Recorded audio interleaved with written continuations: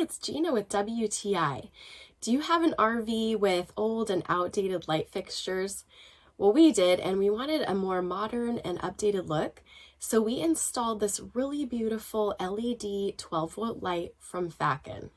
This is 16.5 inches long, and I really love the look of it. It's super sleek and modern, and it instantly updated the look in our bathroom. One of the other huge bonuses for this light is that you don't have to replace the bulb, and it makes the bathroom so much brighter than the light we had before, which I really appreciate.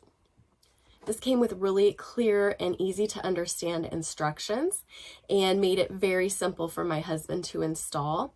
Now we decided to install this on our ceiling instead of on the wall, and that took a tiny bit of modifications because the wires were coming out of a spot that was different than what the hardware allowed for. So we just made a little bit of a change and had the wires come out of one of the screw holes in the back, and that worked really well. I love that this has its own switch, which if you have an RV, you know how important that is because you don't always have wall switches for lights. So it's so nice to have the ability just to turn it on right at the unit.